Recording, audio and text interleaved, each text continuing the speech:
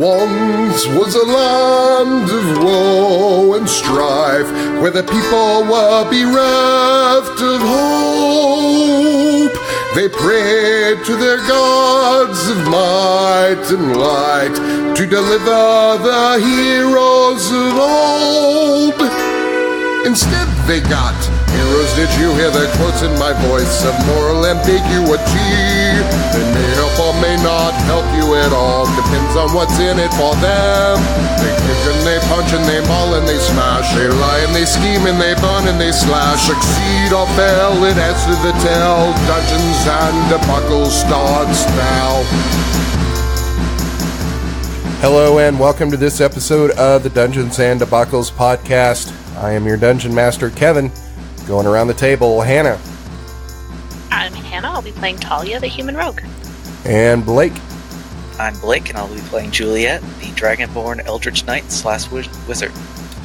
And Shane. That is I. I'm playing Alexander, the human wizard bard. And Oliver. I am Oliver. I will be playing Edel Belmont, who needs a helmet for a variety of reasons. And John is not here with us today. We haven't been able to get a hold of him. Hopefully he'll join later, but if not, I'll make sure to kill his character in combat. Sue him. Just sue him. So the last time on the Dungeons and Debacles podcast, you guys made your way to Carnley to hook up with your contact, Ares Goldsmith, and the Archmage Steph, to try to get some more information on who exactly this Kasick Stonefoot was. You found out that he was an expelled student of the Tower of Insight. You found out one of the reasons he was expelled was he was doing these experiments on trying to mind control various creatures using these small water elementals. He also fell behind on his studies and was kicked out of the college. You also found out that he was from the Brownmeadow area, so you decided to trek there to find some more clues. After you got all this information, Ares Goldsmith killed Steph and her niece to tie up some loose ends to make sure nothing could come back to her. And she also contracted you to kill one of her political rivals in the city who had gained too much power, which you found out was Edel's father. Edel disappeared for a while and said he took care of it, and you guys trekked to Brownmeadow, which is northwest of you. It's about the lower middle of the continent. You approached the Battlefield of Brownmeadow, which you learned was this epic battlefield way in the past in the Battle of Ruin. And the battle was so horrific and bloody and magical that it had tainted the land. Edel had saw a glint of something about 50 yards away and went to try to find out what it was and found that it was a magical helm. And when he put the magical helm on, a ghost popped out of the ground and screamed at him, "My helm!" And that's where you find yourselves now in combat, and I'm going to need everybody to roll initiative. I am set initiative. I have a 5! God damn it. Fastest there ever was. Alright, how do you have, like, 0.08, Juliet? How does that even work? If you go into the cog on the far right, it'll let you turn on, Complications. No, it's called, I don't even remember. Oh, add dexterity tiebreaker to initiative. So normally you just roll a flat number, but you have to organize it by dexterity. That's how you're supposed to do it. So the game gives you an option to literally display your dexterity score. Oh, that's kind of handy. This ghost pops out of the ground and points at Edel and says, "My helm." Alexander, you see him making a move for Edel, and you're going to be going first. Sounds good to me. I'll use my bonus action. We don't have our weapons out, do we? I wouldn't think so. You could draw. Yeah, you can draw as a bonus action. Yeah, that's what I was thinking. I'll just draw my, can I roll would it be nature check to see if I know like any special things about ghosts to see if my sword's even going to do anything? I feel like arcane would probably be your best bet because it is a magical thing, right? I would let you roll either Arcana, Religion, or since they're not really natural, I would even probably let you do a History because that would probably be in Folklore. 9. Yeah, you don't really know that much about ghosts. Yeah, I wouldn't imagine. I am going to use my bonus action to take out my longsword, and I'm going to try and slash him. 18 to hit. That will hit. Attempt to do 1 damage. Okay. So you hack at this ghost, and your blade basically goes right through them. You don't know that you really did that much damage. Sounds about right. So next up is Alunodas. He is going to take his action and run up to the ghost. Quick question, Kevin. So my sword is silver. Does that change anything? No, but it is magical. Okay. So Alunodas is going to make it almost up to the ghost, but not close enough to attack. Next up is Juliet. Juliet is going to yell, "Get the hell out of there!" and cast Firebolt aimed at that ghost. Alright, what's the range on that? 120 feet. So you're good. A 15 to hit. That will hit. And that is 9 fire damage. Okay. And that will end Juliet's turn. So, Juliet, fire flings from your fingertips, goes over top of Alunodas' head, and smacks into the ghost. But the ghost really doesn't even react to it. Huh, okay. There's some fire that sprung up around it and on the ground. Next up is Talia. I will move that close and draw my daggers, and that'll be about it. Okay, you can always take the dash action too if you want. Oh yeah, I can. Okay, I will then. How do I dash? As a rogue, you would get that as a bonus action. So that's basically you move twice your speed. That means I can probably go that far, I think. What's your movement? 6? Yes. So you'd be able to go 12 squares. Oh. So you could Okay. probably make it as far as where I'm pinging, or you could hang out where you are right now. I'll stay next to Alunodas. Okay. Next up is Edel. I will ask the ghost its name and if I could bury it rightfully. All right. How's that sound? All right. So you ask that. I am Sarish Holmack, knight and defender of Khan Lee, villain. I gave you the chance to return my helm and leave this field, and you've chosen to attack me. There shall be no further parley or quarter now.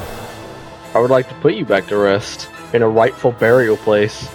Rest is something you cannot give me. Have at thee, foe. All right. So that's your action. Guess so.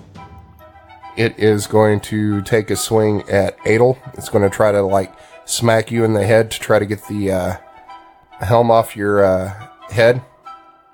But before that, I'm going to need everybody to give me a wisdom save. Yep, this must be the ghost of Christmas present. You know it. 5! 5! Yeah! Me and got them lucky 5s. Hannah and Alunodas and Juliet are going to pass. But Oliver and Shane, with a 5, you are now under the fear effect. And since you failed your save by 5, I'm going to need each one of you to roll me a d4. Yep. 1! I'm so good at this game. 3! Okay, so Shane, you have aged 1 year. And Oliver, you have aged shit. 3 years. Holy fuck! Finally, you guys are of age. Jesus Christ. Hell yeah, that's hot. No, I would Wanna go make that. out. So now the ghost is going to take a swipe at Edel. That's a 20. Boo! And you are going to take 17 points of necrotic damage. Shit. So he takes a swing at your head. He says, "Give me the helm." And his hand just passes through your head. And as he does, you feel like this cold, darkness shutter your body. And since that's necrotic, you will not be able to heal that until after a short rest. And Alexander, you're up. That's my name. I will. That hurt a lot. Let's run away. Hey, Edel, give me the helm. Okay, here you go. Is that a thing I can do? Can I just get it from him? You can take it from him, but that's probably going to take your move and your bonus action. Okay. I will use my standard action to give the helm back to the ghost. Okay. So as soon as you pick up the helm, the ghost is going to move toward you, and it is going to try to enter your body, moves into you, and it's sharing the same space. You feel almost like this tunnel vision come over you to where you feel like your consciousness is being pushed back into the back of your head as this ghost starts to possess you. Give me a charisma save. I'm good at those. So, as that starts to take over, the voice that the whispering in the back of your head that you've been hearing after your dreams, starts screaming in your head as this ghost tries to possess you. And you can feel it physically pushing it out of you. Whoa. So the ghost jumps back out of your body and starts gibbering at you. No, get away. No, away from me. And it seems like it's afraid of you now. So it's actually going to take a step back. And I believe that's my turn, yeah? Yep. Alunodas is going to move forward, and so he takes a swing with his quarterstaff and misses, and then he's going to use Fury of Blows, and that is a crit for 14 damage, and he's going to roll the crit table. That's an 11, so that's Lightning Strike. You attack so quickly that you get a free melee basic attack. If the spell was cast, the caster can use a basic melee attack or cast one free cantrip. This only works on the creature you just attacked, no effect if the target dies. So his next attack is going to be a 22, that's going to hit. And with Flurry of Blows, he gets another attack that's 11, that's going to miss. Alright, next up is Juliet. Juliet is once again going to emphasize to get out of there by rune axes and toss another firebolt, even though it seems rather ineffective. A 10. Believe that misses. Yeah, that's going to soar over the ghost's head. That is it for Juliet then. Next up is Talia. Alright, so I'm going to move there and cast a cantrip of a poison spray. Okay. And is that a cone? I think it's just a 5-foot square in front of her, something like that. So it's going to miss Alunodas. I believe so. I'm reading it just to be sure, but yeah, it looks like it's not a cone. It's not a cone. It's a 5-foot diameter. Okay, so you cast it, and it hits the ghost and has no effect because ghosts are immune to poison. Oh, Damn. very cool. The more you know. And knowing's half the battle. The other half is violence. I could have told you that. Edel, you're up. Is my sword magical? You could make it that way with, what is it, your channel divinity? Can't you add, like... Yeah, but that takes a minute, doesn't it? What do you mean it takes a minute? Like a literal minute. You have to charge it up, if I remember correctly. I thought it just worked like Divine Smite. No, Divine Smite's like casting an instantaneous spell. Like, you have to channel divinity. So... Don't you get, like, some sort of smite that adds, like, fire or necrotic damage? I believe so, but I guess I'll do that. So I'll go ahead and make a sword attack first. It's 11. That's gonna miss. Well, I guess I'll use my move action to move back a little bit. There. Okay, so as you move away, it's going to get an opportunity attack on you. That's a 7. That's going to miss. So you come up and smack it, and you miss it. So it takes a swing at you and dodge out of its grasp as you're walking back. So next up is the ghost. So it is going to take a swing at Alunodas, and that's an 8. That's going to miss. Alexander, you're up. That's my name. So it's immune to poison. I have a mildly magical sword, which didn't really do anything. I have its helm for whatever reason. So As you're taking inventory of your weapons, you look down and the dagger's in your hand. And you don't remember pulling it out of the sheath. It's just in your hand. That's weird. Guess I'll just run up and try and stab this ghost. And I'll attack with my dagger. I don't know what the bonuses on it are. Is it just regular dagger? It just uses your dex and proficiency bonuses. Okay. So, +4 and then 4. Let me look at my... I think I have proficiency in melee weapons, so I'll just... so it's +6? It's a finesse weapon, so I think you would have... Whatever, it would be your dexterity +2 would be your modifier to attack. Yeah, so +6. Crit.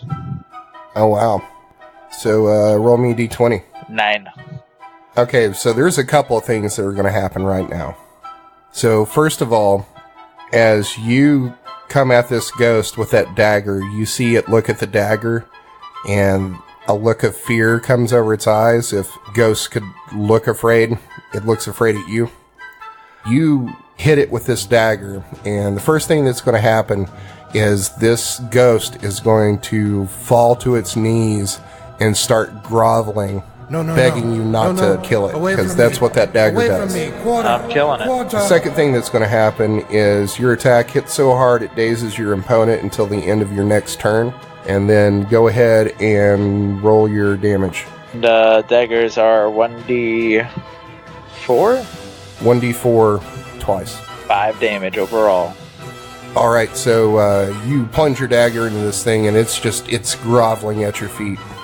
And you can also hear now, coming from the dagger, this guttural whisper that's saying, grovel, grovel, grovel, grovel, grovel, grovel. And next up is Alunodas. Alunodas is going to take a swing with his quarterstaff. And that's a 10 that's going to miss. And he's going to use another key point for Fury of Blows. And that's another crit. And the second one is an 8, which is going to miss, so let's do the crit first. And he rolled an 18 on the crit chart, which is attacker gets +5 to attack on same creature next turn. So basically this ghost is groveling down on the ground, and you see Alunodas just take his quarterstaff and plunge it through the ghost, and then take 2 kicks at it. Juliet, you're up. Okay, seeing how this doesn't appear to be working, and the ghost is now groveling, correct? It is groveling at Alexander's feet. Alright, and no other ghosts have appeared, so Juliet's gonna grit her teeth and move up closer. Are you guys sure it's safe? Sure. Alright, so Juliet moves closer, and that is the end of her turn. Alright, Talia, you're up. I'm not entirely sure what I can do to be helpful here, so Stabbing's never a wrong answer. that is very true. You know what? I will stab at the ghost. Crit, woohoo! Everyone's critting. Everybody. Why does your dagger do 0 damage? Everybody in the club. It's 3 + 0 piercing. Really? Okay. So it's a club. I don't know. So that's a crit, so you roll your damage twice. And Her then damage is 0, so 0 twice is 0. Well, no, it's 3. 3 plus. Yeah, but your modifier does not get added to the second part of the crit.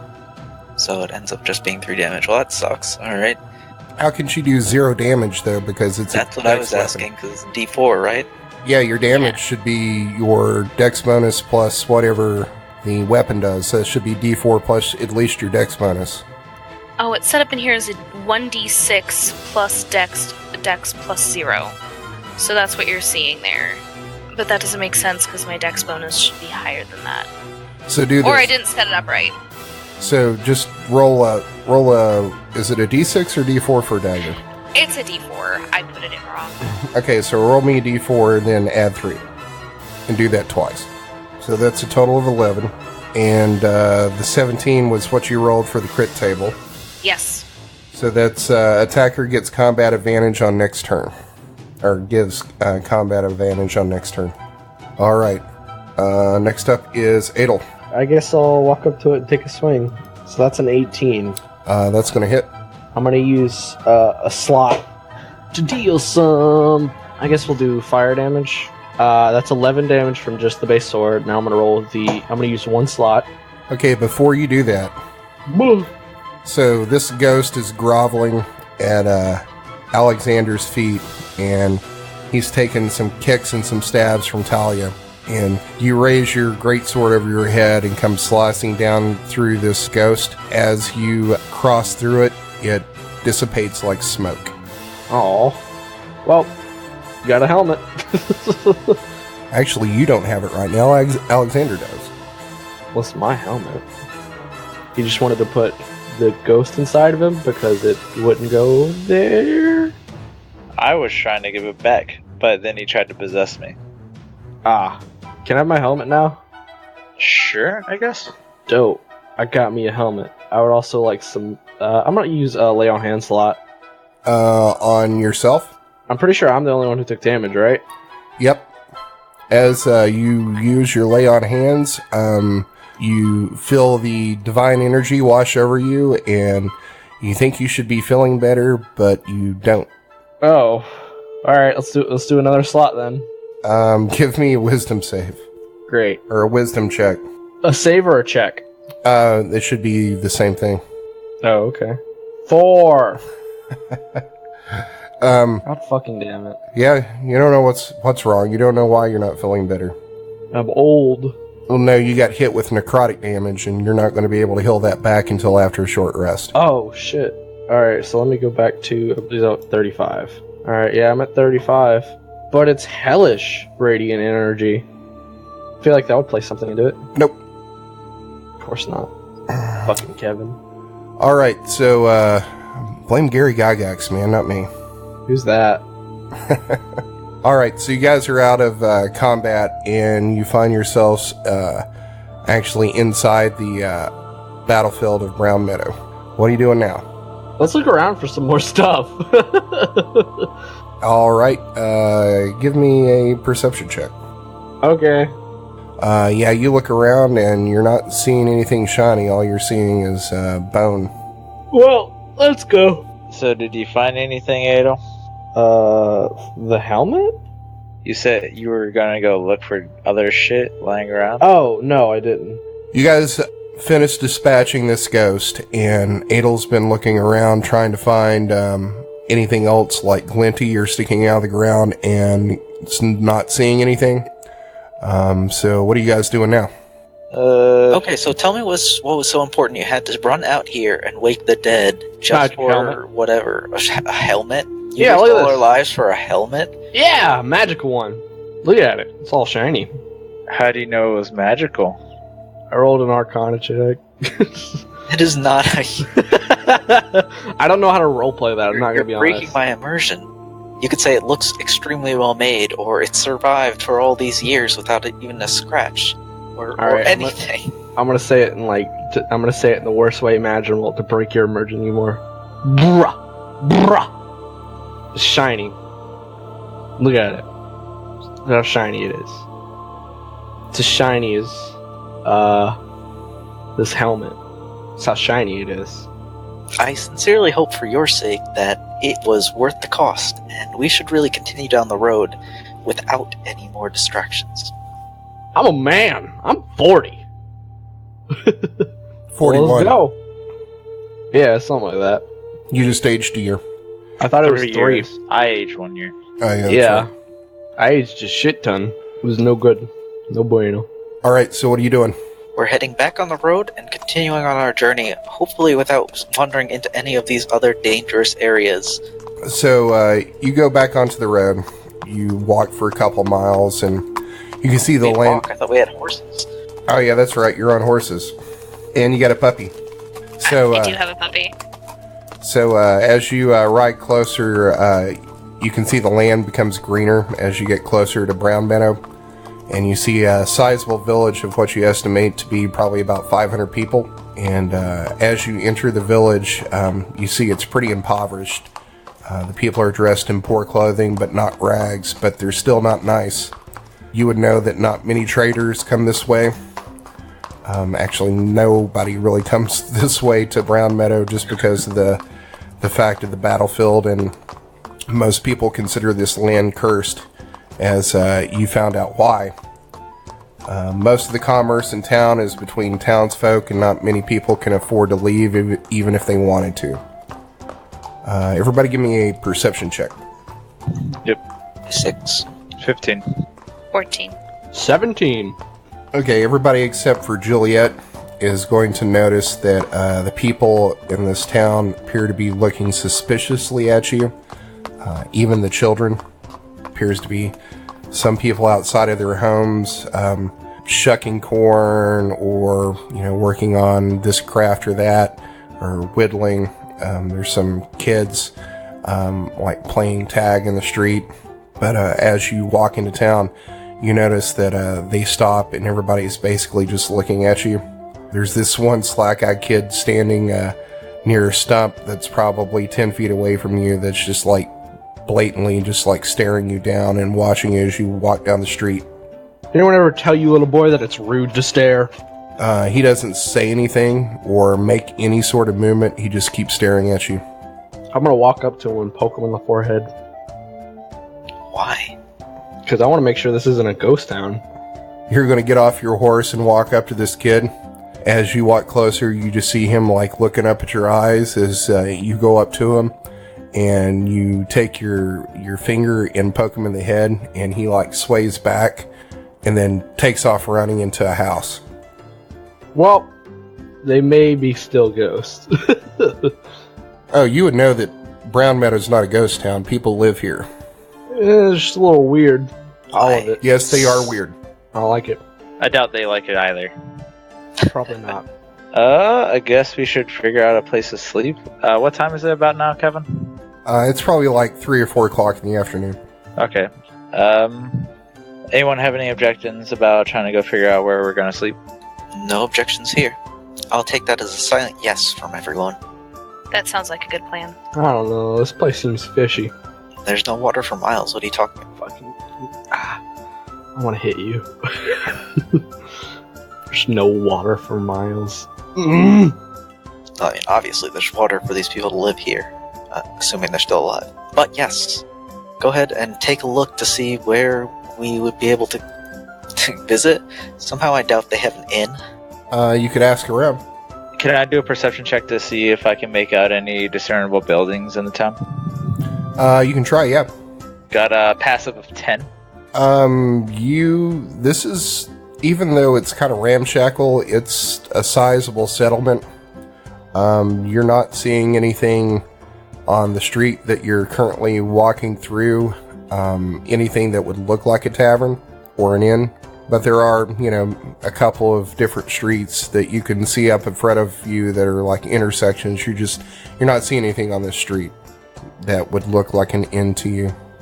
Okay. Is it like, could I make out any like maybe a bigger building than most, like a sort of town center? No, you're not really seeing anything. Okay. All these buildings appear to be like one story. Weird. Do I see any people around me besides the kid that ran away? Yeah, there's people out on the street. It appears to be mostly dwarves that live here, but there are a few humans, and you see a half-orc every now and then. Okay. I go up to just a random passerby and ask if they know of an inn in the town. You come up to a dwarven man in his middle years that's dressed pretty roughly. He looks like he's pretty dirty, not from probably any exertion, probably just not from bathing for a while, and it's pretty dusty here. You ask him if there's an inn, and he spits on the ground and says to you, "Travelers, huh? You best be better off just going straight through." Why? There's nothing here for you. Okay, thanks. Bye.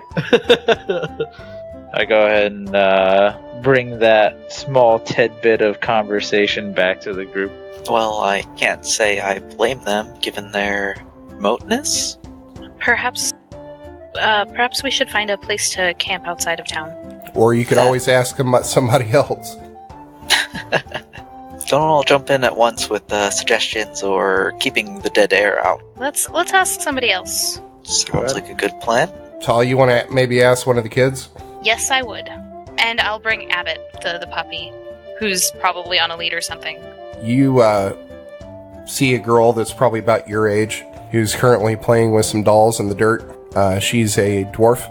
I'll go over to her and say, excuse me, do you know a place where there's an inn in this town? An inn? Oh yeah, there's an inn up the street. You could get some food there, and I think they have rooms for rent. I like your dog. Aw, isn't he cute? His name's Abbott. You want to pet him? Yes, I'd like to pet him. We don't have any dogs around here. And she pets her dog, and she's doing like a really like hard pet, like she doesn't know like how to pet a dog. I tell her, pet him more gently than that. He's still a really young puppy. He's not used to the rough play yet. Okay. And she lets up. Well, thank you so much. You said it's just down the street? Yes, you're pretty. Thank you. You're pretty too. I'm gonna go let my friends know where the inn is. Thank you so much. Okay, maybe I'll see you around later. That would be nice. Okay, and I'll bye. go back and let everyone know that there's an inn just down the street that has a place where we can get food and a couple rooms to rent. Oh, perfect. Good job. Puppies do wonders for getting information. You're not wrong. So, you guys walk down, ride down the street for probably about an eighth of a mile, and you're going to see a one-story building with some hitching posts out front that's called Mudders. Mudders or mutters? Mudders, Mudders. I like it. Mutters. I tell you what, man, talking about that digging mutters in a little baby soap and a mint on a pill, I tell you what, man. So there's a rough wooden sign out front that appears to have been whitewashed at some point, but the dust and the wind has eroded it, and the building itself is made out of wood. It appears to have been painted at some point as well, and that paint's been eroded, and nobody's really bothered to repaint it. There's some troughs outside for the horses, but you've noticed that it doesn't even appear that they've bothered to put water in these. Huh. No water. That's always a bad sign. And it does look pretty sparse out here, I suppose. But maybe these people will have some sort of clue we can follow. Maybe. We're going to head into the inn and see what's around us. If there's even a bartender or patrons or anything. When you walk inside, there's only maybe about 6 long tables in this building, and the building itself is probably only about maybe 40 feet wide and about 20 feet deep. And when you walk in, you see the tables.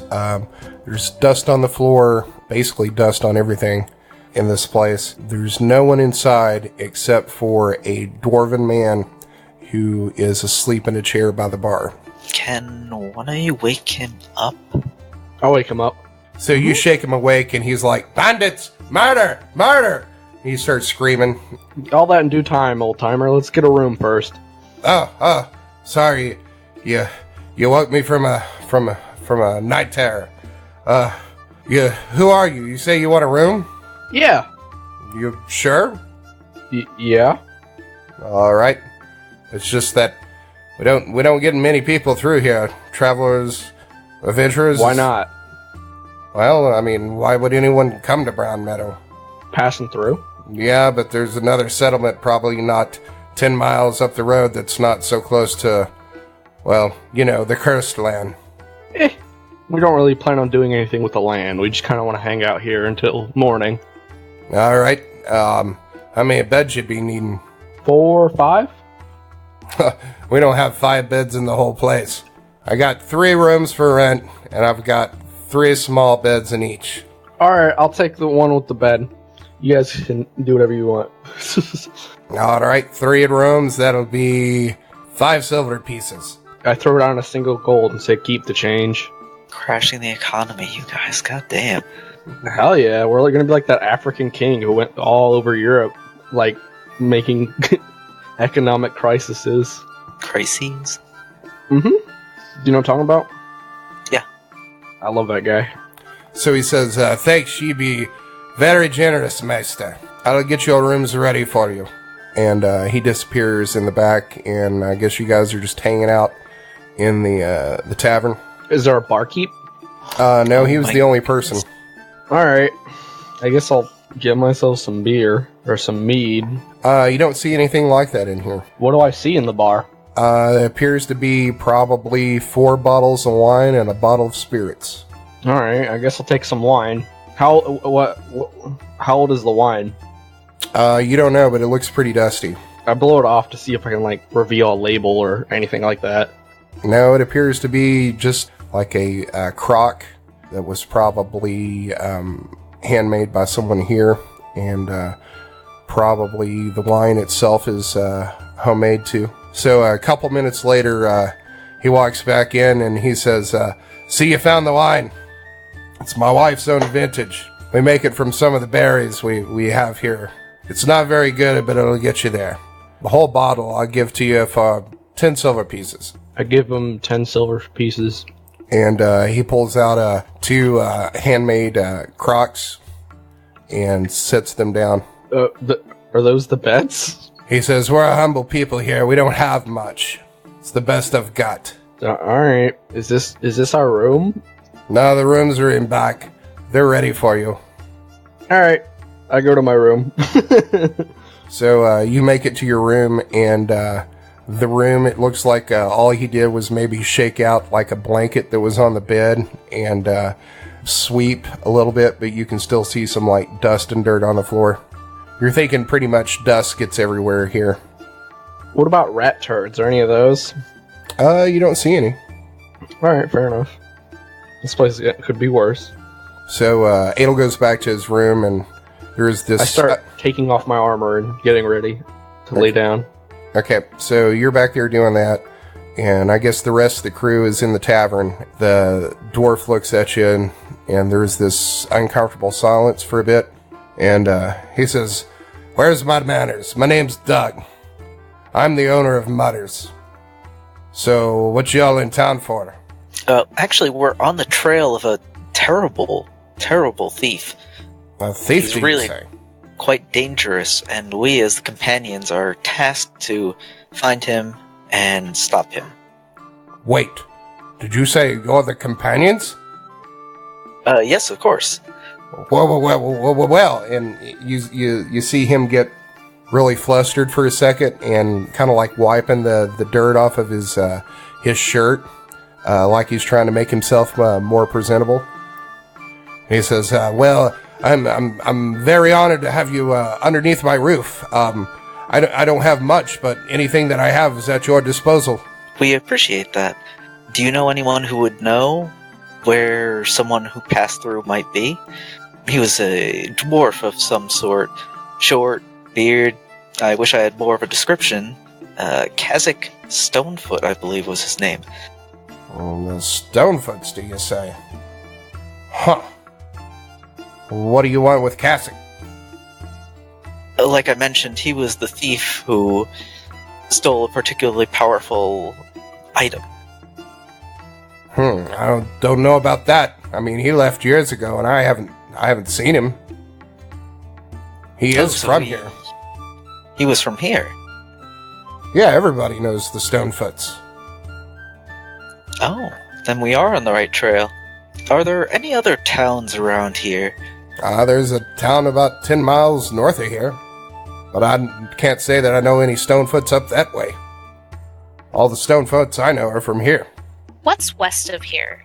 So you are currently in Brownmeadow, and there are some settlements that are very small along the Witch Coast, and then the next major city would be Corpeth, which is probably about a week's ride to the west. So he says, can't say I've seen Kasick, but his family's still here. Wait, you said his family is still here? Yeah, his extended. His mom and dad tragically died quite a few years back when he was young. That is a shame. What exactly happened to them? Oh, they died in a fire. Fire? Out here? Yeah. I mean, there's fires everywhere. A house can burn down here just as easily as it could in Carnley. Oh, I suppose you are right. Yeah, rumor was that Kasick started it with his magics. Well, I guess that means we're going to have to visit them. Yeah, they're not hard to find. They're up in the North Pot, one of the last houses up there. Oh, okay. I don't suppose... Well, never mind. Would any of our companions like to go and visit Kasick, or shall we wait until morning? I think it'd be better to wait until morning. Okay, so you guys gonna lie down for the night? Not before getting the horses some water, or I guess asking the bartender if there even is water available. Yeah, we got a well out back. Do you need some water? Yes, and we'd like some for the horses as well, if there's enough to spare. Oh yeah, there's plenty. We just normally don't put any water out front because we don't get any visitors on horses really staying at the inn. So there's not much point of hauling water out there every day. I'll get right on that. Thank you. And give me an insight check. A 16. You can kind of tell that this guy, since you said that you guys are the companions, he's kind of like starstruck, as it were, and he seems to be like completely on the level and trying to be helpful to you guys. So he returns probably about 5 minutes later with 2 buckets of water, and he goes out and fills up the troughs for the horses. Excellent. Thank you so much. We do truly appreciate it. You've been so kind to us. Anything to help the companions. Uh-oh. Does anyone have any other questions or comments or things they'd like to do? Well, I'm taking off my armor, and that takes like 45 minutes, so... So he says, we'll be doing dinner soon. It's not much, but, we're welcome to share with you some beans and bread. That sounds, delicious.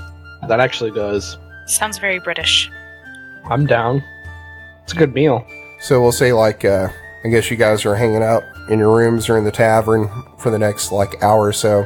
Doug's told you that he's going back to his house to tell his wife to make some extra portions, and then returns about 2 hours later with a large crock full of beans and 2 loaves of bread, and sets it down. He says, it's not much, but it's filling, and sets down some crocks in front of you and spoons out some beans and cuts some bread for you. A feast for kings? Anyway, everyone better eat up. I go and show up at the table in my good clothes, ready to eat.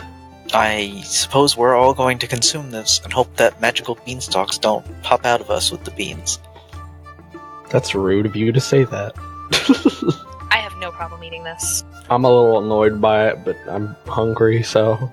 So you eat the beans, and they're not poisoned or anything, and there's really nothing special about them. Doesn't even taste like they've added any, fat or meat to them. They're just beans. Or salt. So, Doug's going to wish you all good night. I'll have the missus make you up some breakfast in the morning. So is everybody laying down for the night? Yeah, I go to my room. Yeah, thankfully, or at least I hope, everyone has bedrolls, so we can at least make something out of those. All right. Shane, if you would, drop down into the secret channel. All right, give me a wisdom save. 2. Oh my god. All right, so you lay down for the night. The dream has changed a little bit. It starts out much like it has the previous nights that you've slept. The woman's there in the cabin with you. The baby's there. You can hear the baby crying. You feel the dark, ominous presence in the room. You see the woman who you've fallen in love with stab and kill this baby. This time you are going to get a better look at the dagger that she used to kill this child. You're going to recognize it as the dagger that it's at your side. And with that, you are going to wake up with a start in the middle of the night, and you are going to notice that you are holding the dagger. And I'm going to need you to give me a charisma save. 14. Okay, so the voice comes back in your head, louder this time, and this time you're able to make out what it says, and it's saying grovel. Gravel, gravel, gravel, gravel, gravel, gravel, gravel. Give me a wisdom save. 18. Okay, so you are going to be able to put this dagger down. That's good. But you can still, even after you've let go of it, you can hear the whispers in the back of your head saying grovel, grovel, grovel, grovel. All right, we're going to jump back up into general again. Crazy. All right, we're back. All right, so you guys wake up the next morning, and Doug has some porridge and some toasted bread for you, and some dried fruit. He says, it's not much, but there's plenty of it. Eat up. Oh, and will you be staying today and tonight, or will you be moving on? I'm not too sure quite as yet. How about we say yes, and we'll pay you ahead of time? If we don't need it, then you still have your money, and if we don't, then we still have our room. Does that sound fair? More than fair, mistress. It's very generous of you. Alright, so 5 silver was correct? Yes, 5 silver. Alright, we'll pay 5 silver for that, and thank you for the breakfast as well. I think once we're finished here, we'll be heading out. Would you be able to point us in the right direction for the Stonefoots? Oh yeah, they're up on the north side of town. Some of the last Right. houses, you can't miss them. Perfect. We appreciate your cooperation in this matter. Anything to do to help the companions. I hope you bring this charlatan to justice. I hope he's not guilty at all, but it seems otherwise from the evidence we have. There's always been some darkness surrounding Kasick. So, is everyone done eating? We should explore this particular lead. Yeah. Sure.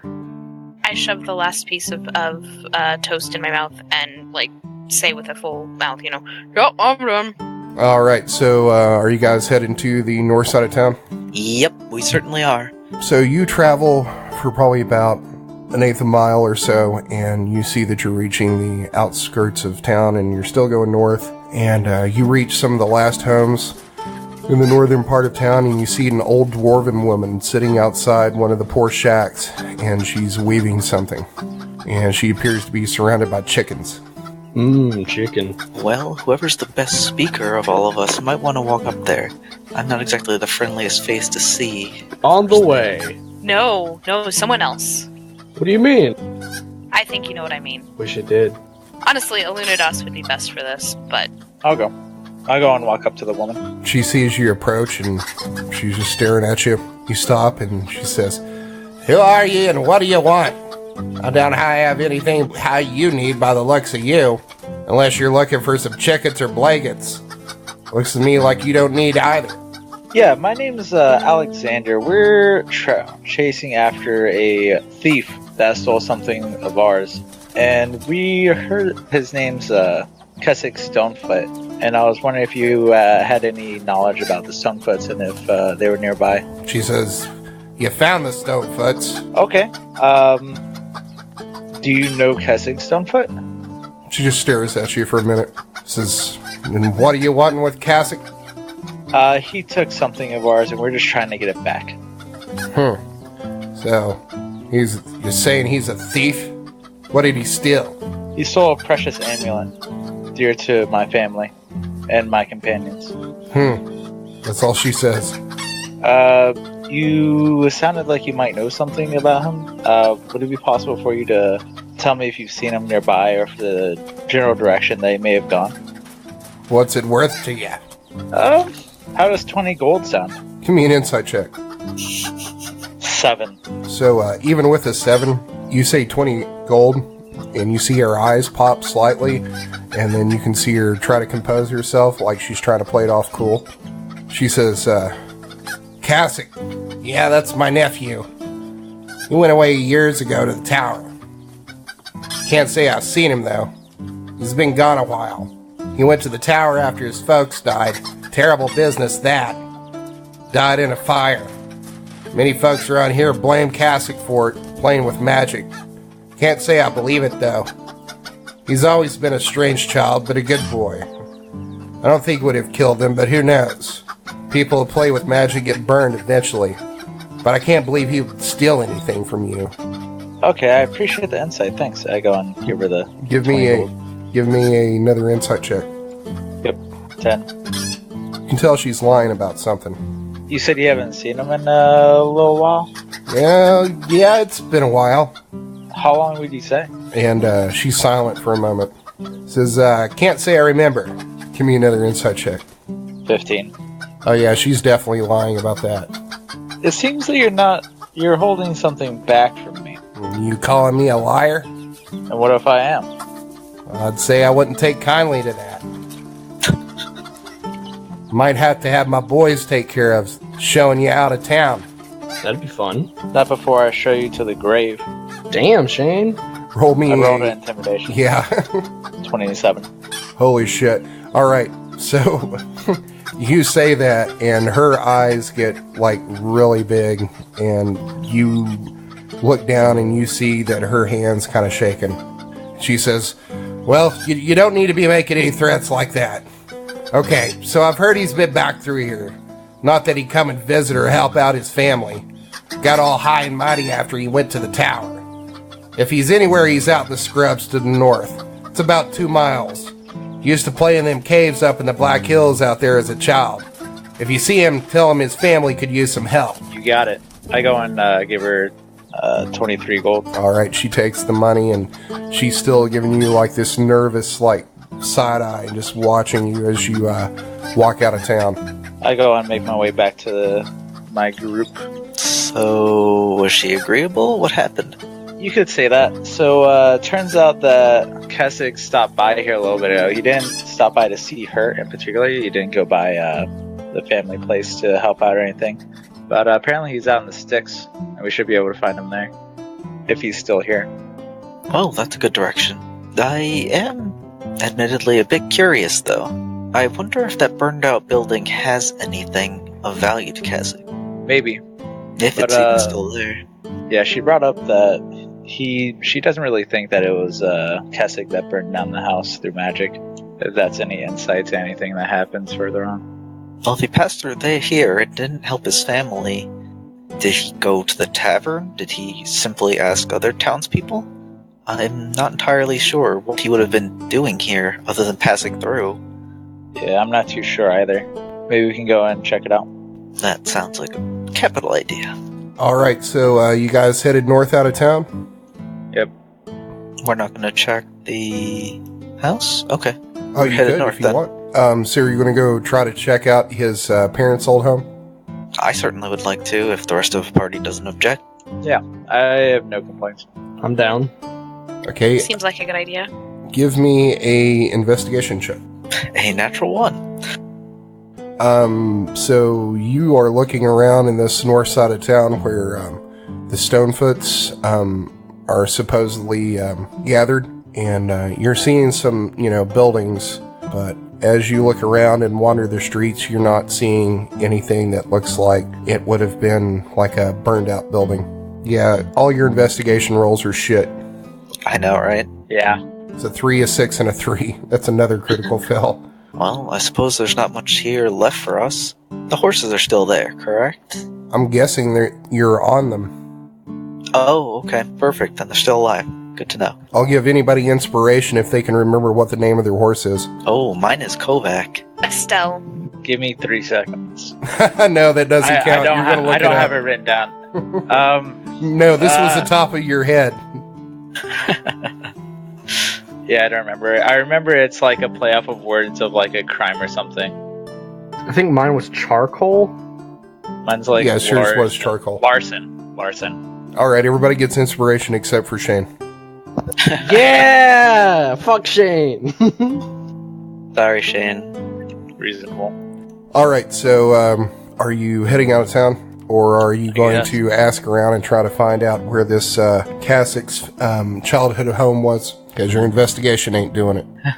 You know what? We'll go back to the barkeep, or whatever you would call him, and see if he can point us in the right direction to the burned out place. Otherwise, we'll have to find a random person, and preferably not the kid that Edel decided to poke. I'd do it again for a nickel. All right, so you go back to Mutters, and Doug's inside, and he appears to be sweeping up, just in case you come back, making it look nice for you. Ah, hello there, Doug. It's the companions. Welcome back. We were wondering if you might be able to point us in the direction of Kasick Stonefoot's old house, the one that tragically burned down. Yeah, there's not much left of it except some bricks, as far as I know, but I haven't been up on the north side in quite a while. Ah, so it is there. All right. Yeah, if you go up through the main street out of town, and the street before you get out of town, you hang a left, and go down about 5 houses. That's where it would have been on the right. You know, they say that's haunted. Haunted by his parents? Yeah, that's what they say. Huh. So, are you headed to Kasick's childhood home? We certainly are. Do they have a church or anything here? Not that you've seen. Or a priest? They may. Let's go ask around. We're heading to Kasick Stonefoot's thing because we have something to do. If you'd like to wander off by yourself and try and find whatever it is you're looking for... Holy water. That's fine. Okay. Well, we came here for a reason, and that reason was not holy water. Yeah, I know, but we could get some. It might help with fighting the ghost, because you could, like, coat your weapon in it, or a blade, and that might do something. I have my doubts about ghosts beyond the military ones we found. But if you think it'll do us good... Edel, are you asking Doug about if there's any priests in town? Doug, are there any priests in this town? No, there's no priests in this godforsaken town. But you looking for some religion? Or a place to pray? No. Doug, I have a question. Okay. What do you want to do? Like, do you want to, like, get out of here? Nah, I'm a simple man. It's a hard life, but it's an honest life. So you wouldn't like better tools or anything like that? Nah. Alright. Me and my donkey and my wife's about all I need.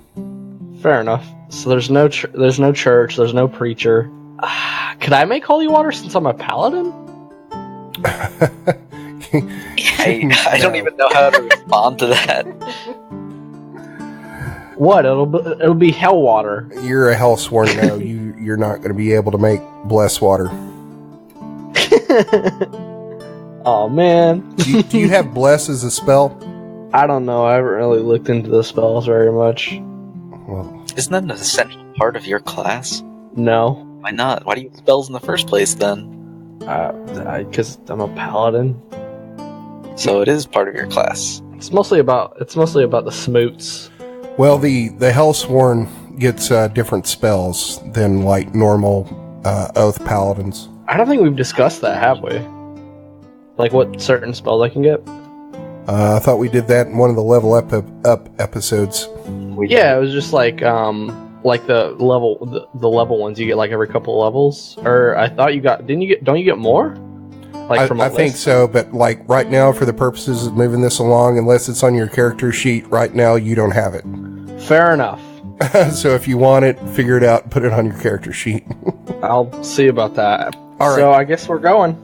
So you make it back up to the north side of town, and you follow Doug's directions, and you find basically an empty lot that has some bricks and stones inside of it. But this looks like it's pretty old, and there's really no wood left, except for maybe a couple pieces jutting out of the ground, because it's been worn and weathered by the sand and wind here. Okay, so we're looking for clues and other stuff that might still be here. I'm sure if Kasick was experimenting with magic, maybe he has something useful. But we're looking for practical things, Like pretty fire? much only. I have a feeling there's no more fire here. I But, can fix that. well, look for books, footprints, Yes, good for burning. stones with etchings. So everybody give me an investigation check. Alright. 16. So with a 16, you're not really finding anything in this place except for, like I said, some stones and some pieces of wood that would have survived the fire. But there's not really anything of value that would have been here. Would have probably been stripped clean probably a good while ago. Gotcha, okay. Edel, you were Yes. looking for some sort of magical, priesty ghost thing. Is there any way you might be able to perhaps invoke ghosts, since you were kind of convinced that the parents were still here? Sure. I killed your kid! I yell at the top of my lungs in the building. That was a terrible idea. What do we talk about? Make noise. What do you mean? You said you wanted me to provoke some ghosts. I provoked some ghosts. Invoke. Oh! Perception Invo. check, please. From whom? Anyone? Right. I got an 11. 5. I don't want. That's really good. Alexander or I Talia? got a 4. Okay. So, Shane, with 16, you are going to notice that there is a woman who is watching all this going on through the window in the house across the street. And she's just doing this slow, like, shaking her head back and forth. Like, what the fuck are these people doing? All the right things. I go and let everybody know that there's a woman watching us and saw this entire thing happen. Great, more bridges burned. This is exactly what we needed. But perhaps she knows something. And since you've already volunteered to kill their kid, Edel, I think you should go and talk to her. Yeah, go ahead and sort things out. I don't know about that. Not really my deal. Talia, maybe you would be able to soothe her? You said everyone likes puppies, right? Kids like puppies. Ghosts love them because they have such fresh souls. I mean, I can go Alexander? talk to her, but I can't promise anything. Well, I can promise you that we are not staying here tonight, so I guess anything goes. Alright, I'm gonna go knock on her door. You go knock on the door, and a couple of seconds later, the woman opens the door and says, "What you be wanting? What are you doing over there across the street at the Stonefist? Shouting at ghosts.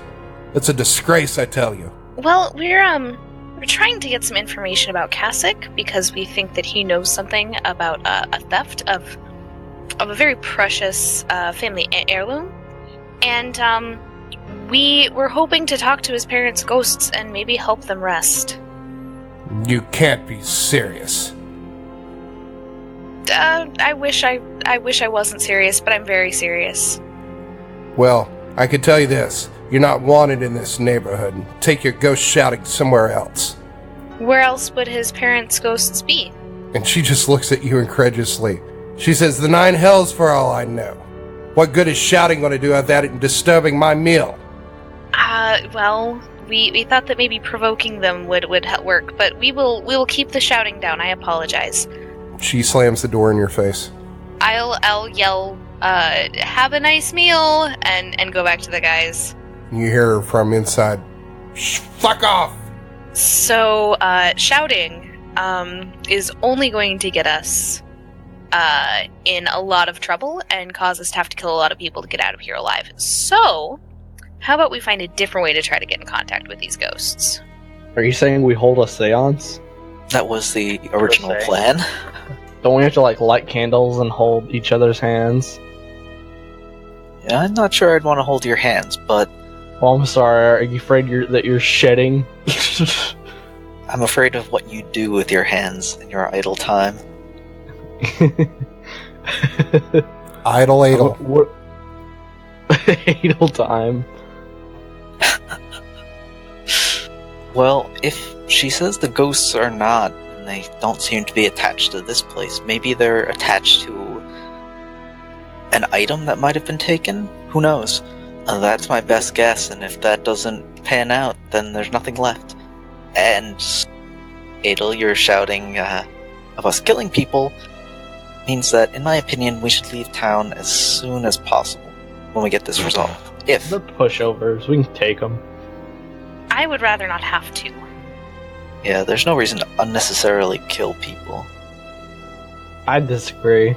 So does anyone have any ideas how to find literally anything that would give us a clue? Besides the family, of course. I say that we just follow the trail to where he actually is. Yeah. I mean, if you want to see something, or maybe you can do that thing where you see if there's any magic nearby. I don't know, but I say that staying here is probably a bad idea if we do it for too long. Talia is right. But if you'll give me a few minutes, I can certainly detect some magic that might be around. Unless you'd like to take care of it, Mr. Alexander? Sure, I can do it. Oh, I meant actually casting the spell, but that's okay. Yeah, whichever way. That's not what I want to do. So what would I do for that? You would have to put the spell card into the rolls. Just go to your spells section, click on detect magic. That's all you have to do right now. Kevin may make you have an arcana check or something, but That's entirely up to him. I and just we want to won't read know the until you spell try. card. Here, there's the spell card. I don't think I have detect magic. Okay, well, Juliet does then, and she's going to cast it. I have identify. Okay, so Juliet, you're going to cast Detect Magic, and you are going to cast, you're going to detect something magical in the center of this empty lot in the ground. There's something magical in the ground here, right in the middle. Does anyone want to dig it up? Last time I did that, I lost 4 years of my life. I didn't realize it was so traumatic to pick up a helmet. Well, I will just dig then. Juliet's going to use the pole arm to loosen up the ground and see if she can find whatever item or whatever may be hiding under there. Okay, so as you start moving the dirt around, you are going to come upon like what was once a stone floor. And around the place where you're detecting magic, there is a cobblestone that you hit with your pole arm, and it appears to be loose. Aha. Juliet is going to pick up the stone and see what might be inside, even if it's Pandora's box. You remove the stone, and there appears to be a hole dug out in the ground that's probably about a foot deep, about the size of the cobblestone that you picked out, which is probably about 8 inches by 8 inches. And inside is a copper ring. There's a ring down here. Juliet's going to pick it up or at least try and grab it out of there, and take a close look at it, trying to examine if it's the item that is magical, or if there's anything else below it. Yeah, it's the ring that's magical. Ah. She's going to brush off any dirt or dust that might be there. Alexander, you said you could find out what magical items do, correct? Perhaps you can look at this and figure out what exactly it is or does? Yeah, I go and grab it and use identify. Okay, so you cast Identify, and you look at the ring, and it is a ring of flame bolt with 3 charges on it. I express that to Juliet. That sounds quite interesting. I would say I would keep it, but I have a feeling that someone else could use it more effectively. Maybe someone else who can't cast that as a cantrip. Slowly raise his hand. Well, Edel, you appear to be the lucky winner of a ring that can cast fires about. I can already do that, though. Well, then we should give it to Talia. Is that alright with you, Talia? Absolutely. Okay, so we hand off the ring to Talia. You now have a ring of firebolt, I suppose. I'll put it in my pocket for now. And unless anybody has any other business, do you need refills on arrows or maybe anything they have in this town, if they have stuff? Otherwise, we should get going. Yeah, we can probably fill up on supplies in the next town. I'm not sure we should stick around here too much longer. Well, Yeah, then we everyone should saddle up. Alright, so are you headed out of town? We are indeed. You start riding, and after about an hour after you leave the town, the land becomes a little less barren, and after a while you see some grass and some stunted trees. You see some dark, small hills in the distance that you think this is what the old dwarven woman was talking about. Everybody give me a perception check. A 19? Okay, so everybody except for Edel is going to hear some pained screaming that seems to be coming from some trees in the distance. As you get closer, you see a large humanoid dancing around and yelling about 100 yards ahead. Juliet and Alexander, give me a perception check. Got it. This guy's gonna be Rumpelstiltskin, isn't it? A 6. This thing seems to be running around in like circles, and it seems pretty tall. You can't tell if it's human or what it is. I'll let you do another perception check if you want to get closer. Oh, we're definitely investigating this. Ah, finally a 19. Shane, did you do another one? Or is that your 10? Oh, okay, 23. That's a crit. Alright, so Juliet and Alexander, you are going to recognize who you think is your former companion, Vito, running around in circles and swatting at his head. You see what appears to be a swarm of insects attacking him. About that time, the beast folk yells, "Run!" as he starts running towards you. The swarm follows him, but appears to stop about 30 yards away from you. And then the beast folk stops about 5 yards away from you and swats remains of the attacking bees away. And I think that's where we're going to end it.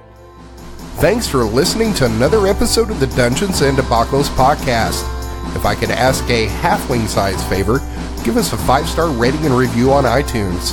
It's the best way to support us. New episodes come out every Monday, so make sure to check your podcast app. Do you have an idea to make the podcast better? Tell us about it on Twitter or Facebook. You can also check out our website to see all the maps, lore, and characters at dungeonsanddebacklespodcast.com. And now a word from our fantasy sponsor. Are annoying adventurers stealing your treasure and slaying ye hard-earned magical beasties? An expertly crafted dungeon may just be what ye need. Hell, I'm Brog Stoneshield Jr. of Stoneshield & Sons Dungeon Contractors. When me pal started this business, he had but one philosophy: help people protect what they worked so hard to get. We have free in-tower consultations to design a lair just for ye needs. Our expert dwarf and stonesmiths will help you build a dungeon of your dreams, and we can work with any budget. Spike traps, we got 'em. Flame pillars, no problem. Bottomless pits, we're the best in the business. Do you already have a dungeon and want to upgrade? We can help make it even more secure. With a combined 600 years of experience, there's no dungeon too big or too small. We do them all. Just contact Stoneshield & Sons Dungeon Contractors for all your dungeon needs. Everyone knows that ghosts are real, because if they weren't, the world would be round. Therefore, the earth is flat. Dogs are better than cats. Eat the poo-poo. Goodbye. I think that's going to drive that's not people away. Yeah, I don't think that's going in the real. You I'll have put it in the reel. You have been voted off the island, sir. At least you can Put out your torch. Now it'll go in the reel. Throw it in the water so they can see. All right, Yeah, that was one time, guys. Come on. It was enough. One time too many. Give us your badge. There's like some music going on in your background or something, man. I hear it as well. One of All right, us do you need me are to try not that like the again? other. Yeah, and get rid of the music. Yep, should be gone. I told my brother to get out, so... Get out. Get the fuck out, brother. Brother! Yeah, we were racing for that one. You wanna go toe-to-toe with me, brother? I walk up to the ghost and I scream, "Come at me, brother!" You're in a world of pain! Hi. Hello. Hello. Okay, that's Hello. better. I think it's That might be my sound card. No, it's happening to all of us. Not I. Maybe the Russians finally are starting to listen in on our podcast. Hacked our Discord channel. Like- Oh yeah. Yeah. We're that important. All right, now, Juliet. What's that? What were you saying? Oh, I was just saying a thank you to him for giving us the right direction, but Edel had a much better saying, since he's not afraid of no ghost. You know why, right? Because they don't exist. Because Bustin makes me feel good. That simple. Did he say lice? Wife. Oh, okay. Been funnier if he said lice. Yeah, his lice and his donkey is all he needs. Yeah. Alright. The music you heard on this episode was Teller of the Tales, For Origins, Metaphysics, Serpentine Trek, Folk Round, Unholy Night, Ghost Story, Thatched Villagers and Private Reflection by Kevin MacLeod and Incompetech.com. Licensed under Creative Commons by Attribution 3.0 license. CreativeCommons.org/licenses/by/3.0.